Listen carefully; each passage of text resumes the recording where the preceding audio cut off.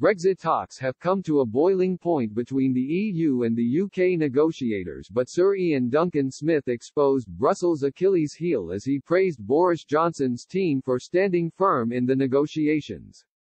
Speaking to Ian Dale on LBC Radio, the former Tory leader claimed Brexit talks will eventually expose Brussels' weakest point of contention. Sir Iain argued this is London's power over financial services and the importance of Eurobonds to be based in the UK to prevent a further collapse of the Eurozone. He explained, the reality is, what is the UK saying they want? They just want what Canada has, a free trade deal with the European Union. The European Union has point-blank refused to discuss financial services. They don't want to do that because they want to take back control of the Eurobond market.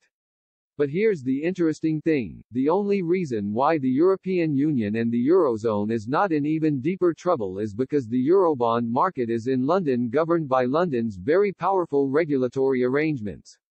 The moment it moves, it becomes open season. They are in debt for such a lot of money because Italy, Spain, Portugal, all these countries have been borrowing money on what they call sovereign bonds. But they're not sovereign bonds because they're not backed by the central bank, and that's the problem. So it's a complete chaotic mess, and that's going to be eventually exposed.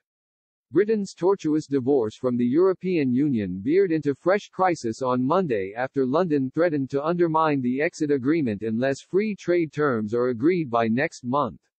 In yet another twist to the four-year saga since Britain voted narrowly to quit the bloc, Prime Minister Boris Johnson's government was reportedly planning new legislation to override parts of the Brexit withdrawal agreement it signed in January.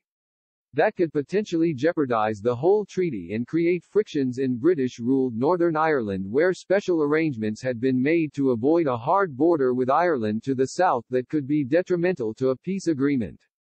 Sections of the proposed internal market bill are expected to eliminate the legal force of parts of the withdrawal agreement in areas including state aid and Northern Ireland customs, the Financial Times newspaper said, citing three people familiar with the plans.